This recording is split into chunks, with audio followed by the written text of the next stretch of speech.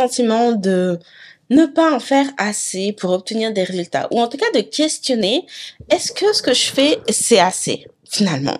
Et je crois pas qu'il y ait un stade d'avancement dans le business où on arrête de se poser la question. À vrai dire, même après avoir fait les multiples chiffres, je me pose encore la question parfois. Mais j'ai une histoire à te raconter parce que ce matin, je suis allée à l'église et reste avec moi, ok? Parce que je sais que quand je dis ça, déjà, je peux perdre des gens. Le fait est que quand j'habitais en France, j'allais jamais à l'église, on va se le dire. Et puis, depuis que je vis aux États-Unis, j'ai découvert les églises méthodistes noires américaines. Et rien que l'ambiance, t'as envie d'y aller. Pour celles qui ont vu le film Un prince à New York avec Eddie Murphy, je sais, c'est un peu vieux, mais c'est un de mes classiques. Il y a cette scène, vous savez, il y a le révérend sur scène où on dirait qu'il donne un concert, le gars est enflammé et les gens dans la salle, ils sont là, écrits Amen et tout ça, say it et ils tombent en transe, ils pleurent, ils crient, tout ça. C'est exactement ça que je vis, ok, quand je vais à l'église. Bref, ce matin, je suis allée à l'église. Et la révérende qui s'appelle Tora Parrish, elle est juste excellente. Je l'adore. Elle a fait toujours des analogies, et je pense que c'est la raison pour laquelle ça me parle autant, entre des exemples de la vie quotidienne et les messages qu'elle veut faire passer qui viennent de la Bible, ok?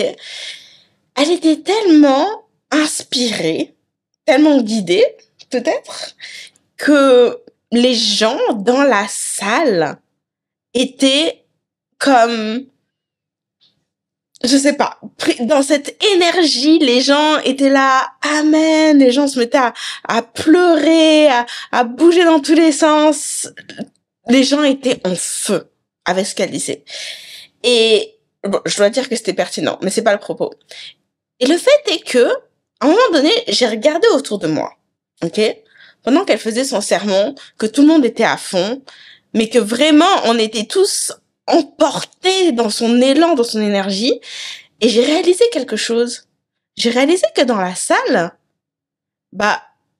on était 20 personnes, une vingtaine, une petite vingtaine. Une petite vingtaine. Et je me suis dit, comment tu fais quand tu t'apprêtes à prêcher pour une petite poignée de gens?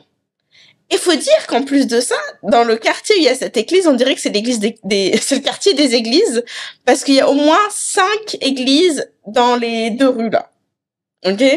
Donc, il y a de la concurrence. Hein, si cette analogie te parle. Il y a vraiment de la concurrence. Donc, déjà que tout le monde va pas à l'église, alors si en plus ça se répartit, ça explique le fait qu'on se retrouve à une petite vingtaine de personnes. Et pourtant, je t'assure que ce révérend, je sais pas comment on dit au féminin, est excellente. Moi qui suis pas nécessairement à fond, d'ailleurs je ne suis pas à fond dans la Bible, je suis pas baptisée, j'ai pas grandi dans le christianisme, etc. Mais je rejoins des valeurs je crois en le fait qu'il y a un être au-dessus de nous, plus puissant, etc. Bref. Même moi qui suis pas à fond là-dedans, elle m'emporte en fait, cette personne. Et je me dis, mais cette valeur qu'elle nous apporte, c'est un truc de fou. Et est-ce que elle, à un moment donné, elle se pose cette question de, non mais est-ce que franchement ce matin ça vaut la peine que je me lève pour aller donner mon énergie, éduquer les gens, les motiver, les inspirer pour juste une petite poignée de personnes? Je pense pas qu'elle se pose la question. Parce que pour elle, c'est son métier, c'est sa mission. C'est même une mission divine à ce stade-là. Et c'est là que je veux que tu me rejoignes. C'est que c'est sa mission et elle sait que ce qu'elle va dire va impacter les gens, même si c'est une petite poignée de gens. Preuve en est, on était 20, mais aujourd'hui, je relais un message suite à cette expérience, bonjour Lagui, qui a touché à nouveau un groupe de personnes. Et vraisemblablement, vu la taille de mon audience, ça va être plus que 20 personnes. Mais parmi ces personnes-là, il y a de fortes chances que quelqu'un soit inspiré, en parlant de son tour un groupe de personnes, etc., etc., etc. Donc, tu vois l'effet boule de neige, hein? C'est assez important de mesurer que sur le coup, on se dit, est-ce que ça vaut la peine? Est-ce que ça va avoir de l'impact pour un si petit groupe de personnes? Mais qu'en réalité, derrière, nous, dans la salle, qui sommes en train d'écouter son sermon, on a besoin d'entendre ce qu'elle a à dire. On a envie d'entendre ce qu'elle a à dire. Je peux te dire que même si je vais toujours pas à l'église chaque dimanche, en tout cas, j'essaie d'aller dans cette direction quand je voyage pas, etc. D'ailleurs, c'est la raison pour laquelle j'y vais pas, normalement, c'est quand je voyage. Bref.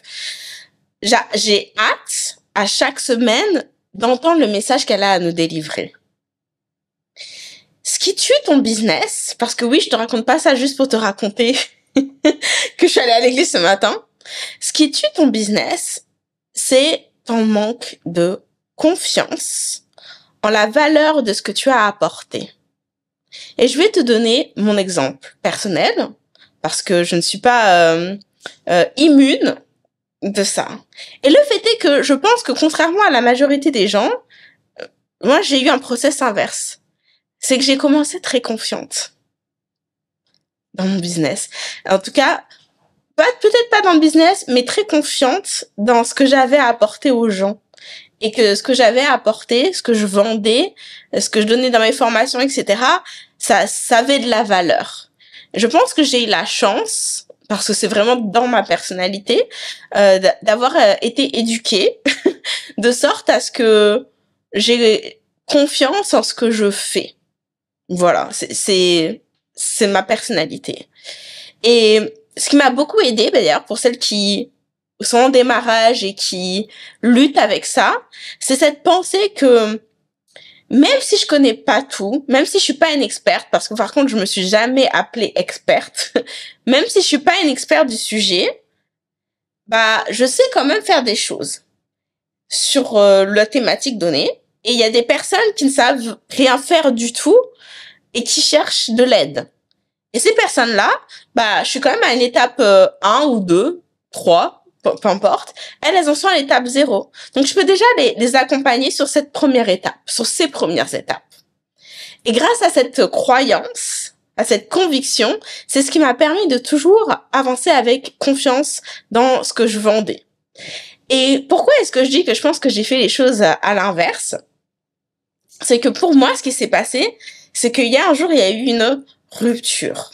J'en ai déjà parlé à plusieurs reprises, mais je pense que c'est important. De toute façon, le voile se lève aujourd'hui dans l'industrie du business en ligne sur ces situations-là. Il y a 3 ans de ça, c'est incroyable de dire que ça fait 3 ans, parce que pour vous dire à quel point ça m'a pris du temps à dépasser ça.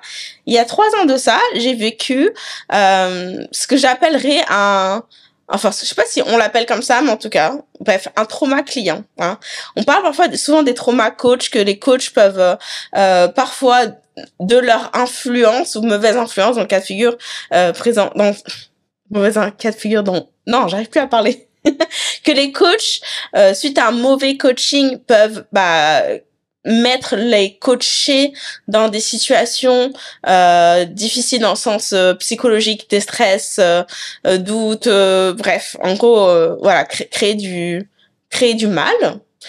Je suis désolée, hein, mon français est plus ce qu'il était. Voilà, mais je pense que vous comprenez l'idée. Mais l'inverse est vrai aussi, c'est qu'on peut vivre des situations avec nos clients qui nous traumatisent nous. Et moi, c'est ce qui s'est passé. Il y a 3 ans de ça, j'ai vécu une expérience avec un groupe de mes clients qui se retournaient contre moi, qui m'a traumatisée, honnêtement. Qui m'a vraiment heurté au plus profond de moi dans mes convictions sur ce que j'avais à apporter, est-ce que je faisais les choses bien, est-ce que j'étais légitime, etc. Et ça m'a pris littéralement 3 ans à dépasser ça. Je pense qu'aujourd'hui, j'arrive à la fin du processus de guérison, sincèrement.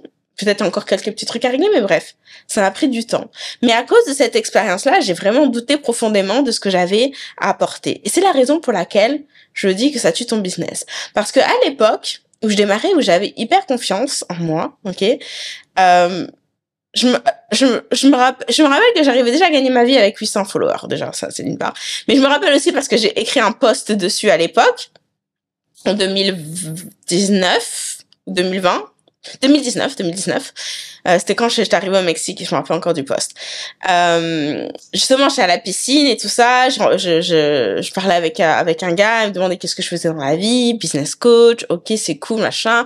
T'as combien d'abonnés, hein? Les gens qui sont pas dans notre industrie font souvent l'association, et je pense que nous aussi, parfois, entre le nombre de followers et le revenu, hein, ce qui n'a aucune corrélation. Et en l'occurrence, j'avais 2000 abonnés et je gagnais déjà plus de 10 000 euros par mois, donc j'étais déjà bien, ok. Et la petite l'anecdote étant que le gars m'avait dit, bon bah je ferais sûrement mieux de commencer par avoir plus d'abonnés. Voilà, mais bref, évidemment, il savait pas combien je gagnais et puis c'était pas le sujet de la conversation. Mais tout ça pour dire que j'avais une petite communauté et je gagnais déjà bien ma vie. Et puis, il y a eu des moments au cours de ces 3 années où j'ai eu du mal à les atteindre, ces 10 000 euros par mois. Alors, en réalité, sur l'année, je les ai dépassés, hein, puisque je fais les 6 chiffres, mais c'était parce que j'avais des gros lancements, donc du coup, vous savez, il y a un gros pic, puis après, ça redescend, etc. Alors que, pendant des années et des années avant ça, on était à bien plus de 10 000 euros par mois, hein, et puis de façon constante, puisqu'il y avait même une année où j'ai fait 500 000. Ok, bah d'ailleurs l'année juste avant, mon traumatisme client. Ok, donc bref, le fait est que ce manque de confiance en moi, ce trauma que j'ai vécu, fait que bah ça a affecté mes revenus. Ça a affecté mes revenus. Parce qu'en fait, c'est très subtil. Quand toi-même tu doutes de est-ce que ça vaut la peine de faire quelque chose, déjà, t'as tendance à pas le faire. Première chose. Maintenant, si tu le fais quand même, tu le fais sans trop de conviction. Et quand tu le fais sans trop de conviction, bah nécessairement, ça va se ressentir aussi dans ton expérience de vente, en fait.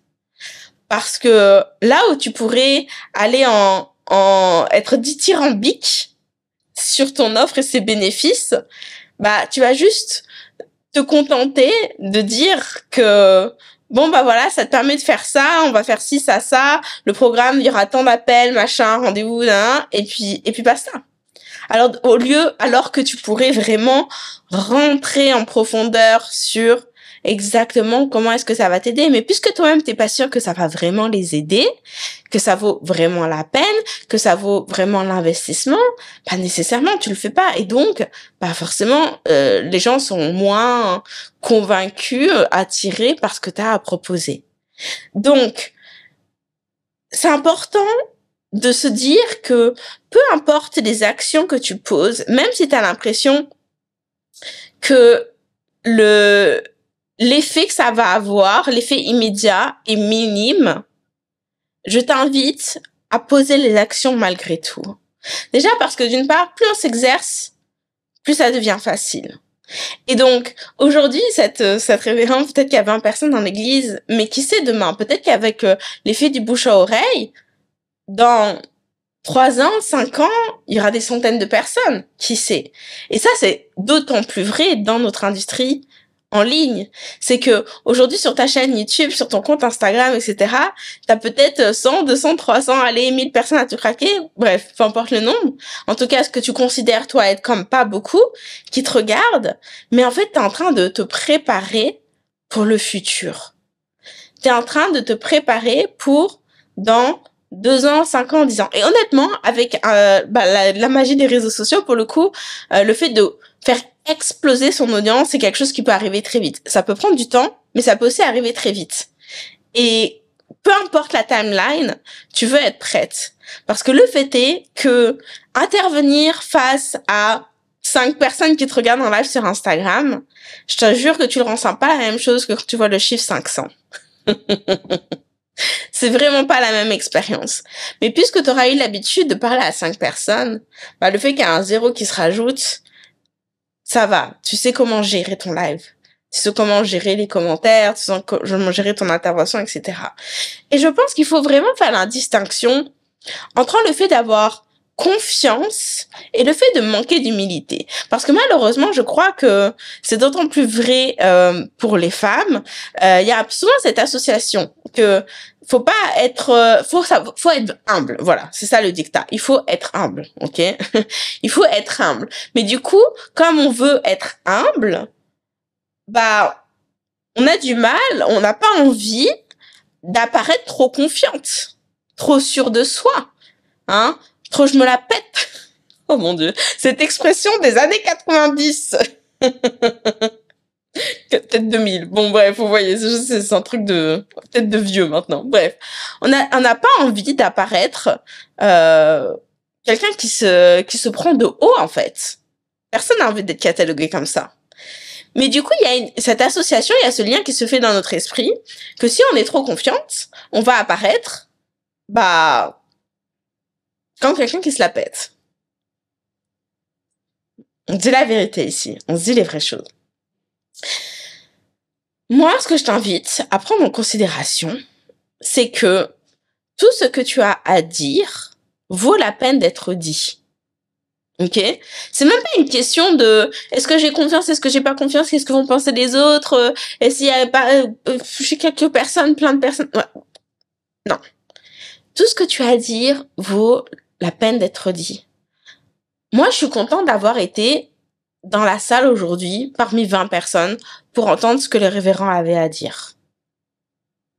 Et peut-être qu'il y a d'autres révérends, d'ailleurs c'est sûr, qui sont tout aussi bons qu'elle, voire peut-être meilleurs. Il y a d'autres églises dans la rue, il y en a 4 autres. Voilà. Peut-être que je vivrai une aussi bonne expérience, etc. Mais je m'en fiche en fait. Parce que moi, j'ai envie d'entendre d'elle. C'est elle que je viens voir le dimanche matin. Parce que j'aime comment elle construit ses sermons.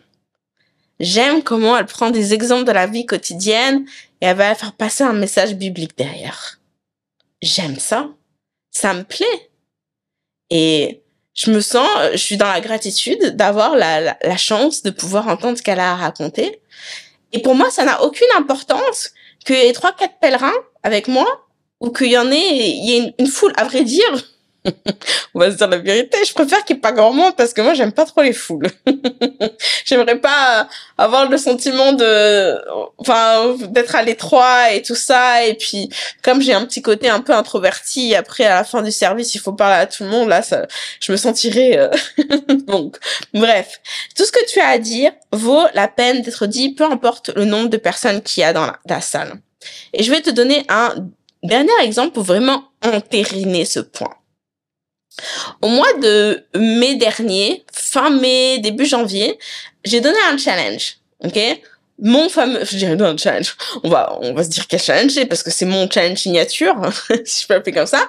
C'est attire facilement des clients en ligne avec un challenge gratuit, ok?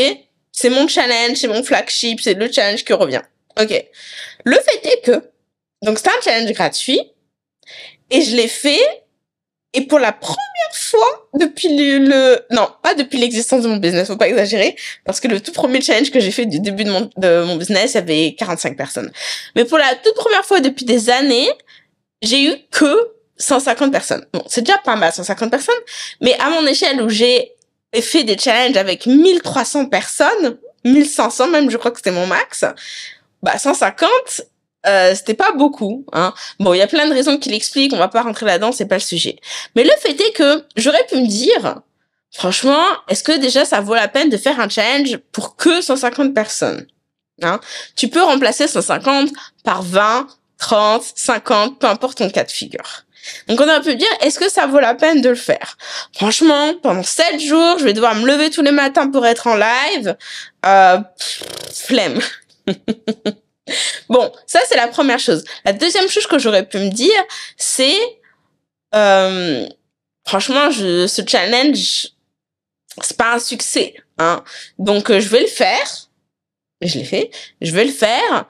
Et après, une fois que ça s'est fait, je mets de côté et je passe à autre chose. Je ferai mieux la prochaine fois. Combien d'entre vous êtes déjà 10, hein? En fait, le chiffre, la petite taille, du coup, dicte votre perception de la valeur de ce que vous allez apporter, alors que c'est des éléments extérieurs qui n'ont aucune connexion directe avec la valeur intérieure de ce que vous allez offrir. Donc, j'espère que vous me suivez. Quand je dis valeur intérieure, c'est finalement le contenu que vous allez délivrer. De la même façon, si je vous fais un autre parallèle qui vous parlera peut-être plus, que vous postez sur Instagram, vous passez des heures à créer un post, vous le publiez, et vous avez 5 likes. 0 commentaire. Vous dites, bon, bah, ce commentaire, c'est un flop. C'est un flop, laisse tomber, ça intéresse personne, etc. Vrai ou pas vrai, c'est ce qu'on se dit, hein, voilà. Bon, le fait est que vous ne voulez pas minimiser l'impact que ça a eu sur les personnes qui l'ont vu. Mais surtout,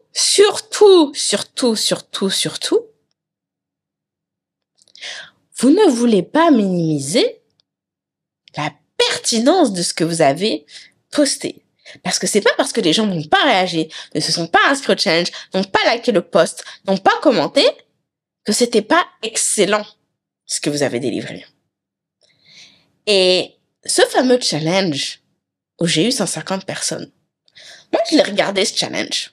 Je l'ai créé, je l'ai regardé après, j'ai regardé les vidéos et tout à nouveau, et j'ai regardé le contenu. Et je me suis dit, mais en fait ce challenge c'est une pépite. Il est super bon, ce challenge. Il est vraiment excellent. OK? Yes, babe? Yes, OK, go ahead. La magie du direct.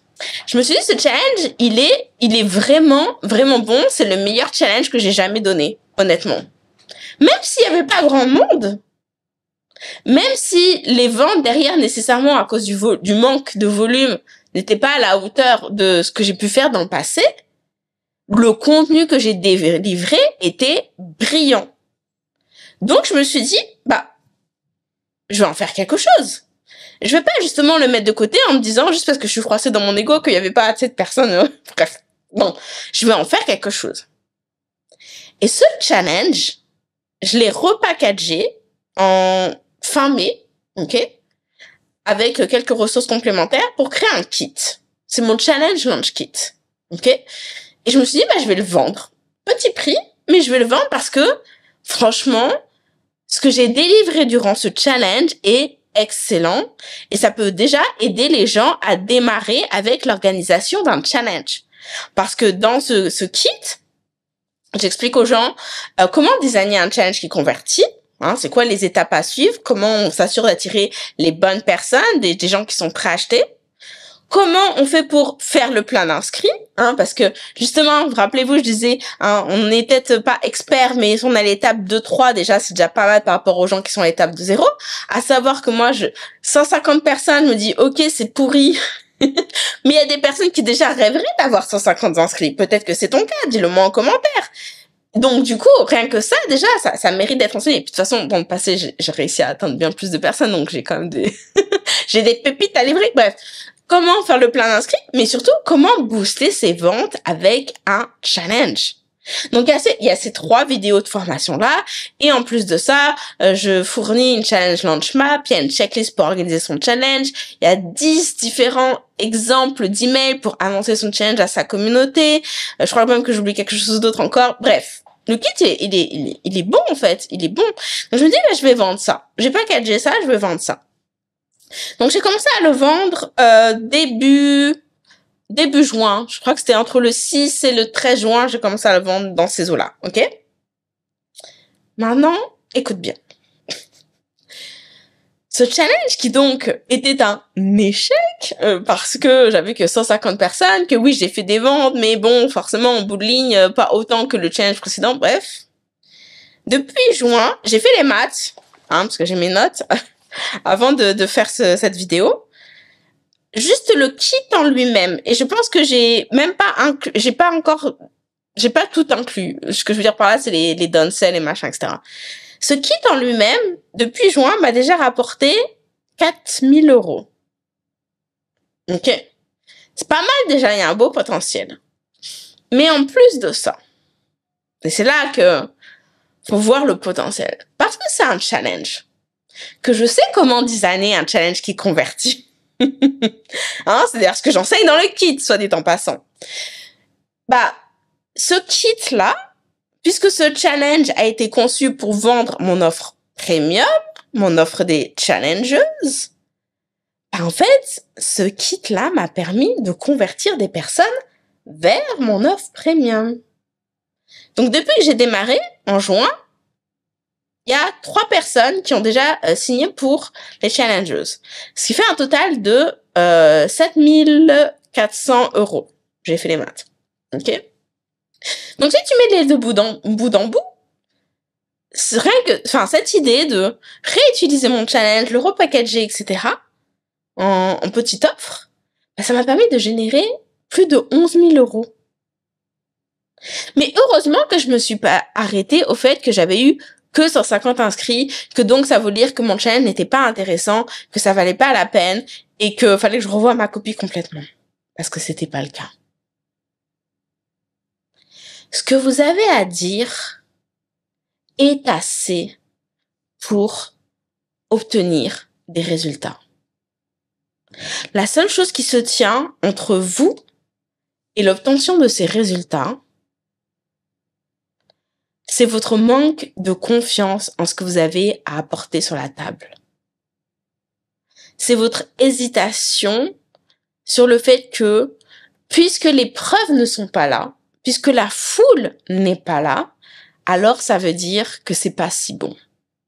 Sauf que la valeur de ce que vous avez à transmettre n'est pas déterminée par des facteurs extérieurs, ceci étant le nombre de personnes que vous touchez. Je veux que vous ayez en mémoire plusieurs choses. La première étant l'effet boule de neige. Vous pouvez toucher une personne qui touche une personne qui touche une personne, etc., etc. La deuxième, c'est que, en fait, vous semez des graines pour le futur. Hein? J'ai fait ce challenge. Je me suis dit, il est super. Bah voilà, dans le futur, là, on est à juin, juillet, 2 mois et demi, ok. Bah, ça a déjà rapporté, en fait. J'aurais pu le laisser végéter sur mon ordinateur. Et je l'ai pas fait parce que je me suis dit, ce que je raconte, c'est bon. Ce que je raconte, c'est bon. Ne laissez pas les preuves extérieures venir vous faire douter de ce que vous avez à dire. À partir du moment où vous croyez dans le fait que ce que vous avez à communiquer peut vraiment aider ne serait-ce qu'une personne, ça vaut la peine et c'est suffisant pour obtenir des résultats. Parce que je pense aussi, et peut-être que j'en suis responsable en partie, voilà, que on a tendance à, je pense pas que j'en suis responsable en partie. Je pense que les réseaux sociaux en sont responsables en grande partie. À cause de ce formatage, lavage de cerveau qu'on subit sur les métriques qui permettent d'évaluer le succès d'une publication, qui sont donc liés à un effet de volume, de masse, hein. Plus on a de likes, plus on a de commentaires, plus on a de partages, ça veut dire que, plus on a d'abonnés, ça veut dire que ce qu'on fait, c'est bien. Alors que toi-même, tu sais que t'as des comptes Insta, qui publient que de la merde chaque jour. Et je parle pas de business, hein. Enfin, quoique sûrement, business aussi, mais dans toutes les industries, hein. Il y a des gens, les comptes de mèmes, etc. Ou celles qui reprennent des extraits télé, machin, tout ça. Est-ce que ça apporte de la valeur aux gens? Est-ce que vraiment ça apporte de la valeur aux gens? Non, c'est du divertissement. Et c'est même pas toujours du bon divertissement. Et pourtant, ces comptes-là, ils ont des centaines, voire des millions d'abonnés. Remettons les choses à leur place. Remettons les choses à leur place. Donc, je veux que tu te remettes un petit peu dans les baskets de la toi enfant. Parce que quand on est enfant, on n'a pas tous ces filtres qu'on a aujourd'hui. On a ce côté un peu naïf, des fois même adulte, hein, parce que je pense que moi, quand j'ai démarré mon business, j'avais ce côté naïf. D'ailleurs, c'est sûr, c'est ce qui fait que j'avais aussi confiance. On va se remettre dans cette naïveté de, bah, j'ai fait un beau dessin, je vais le partager. Ok? Voilà, t'as créé un bon contenu, bah tu vas le partager. Et puis t'as des personnes qui vont aimer. Et puis peut-être que d'effet boule de neige, petit à petit, il y a de plus en plus de personnes qui vont aimer. Et peut-être même que ça va pas se produire comme ça va se produire peut-être autrement. Peut-être que tu crées ce truc aujourd'hui, mais que demain tu vas en faire autre chose et que ça va t'apporter ce que tu souhaites. Voilà. Je voulais vraiment partager cette réflexion avec toi aujourd'hui. Parce que je pense que le fait de ne pas se sentir assez est le fléau numéro 1 de l'entrepreneur en ligne. C'est ça maintenant la raison pour laquelle tout le monde n'est pas fait pour être entrepreneur. On va se dire les choses aussi, hein. Le manque de confiance en soi, quand t'es entrepreneur, il faut être prête à parfois se planter, hein, et essuyer les plâtres et de continuer malgré tout. Là, ça en fait partie. Je crois que ce que je fais, c'est intéressant, ça vaut la peine, j'ai un bon produit, j'ai du bon contenu, je partage ça. J'essaie. Bon, apparemment, ça marche pas des masses, c'est ok.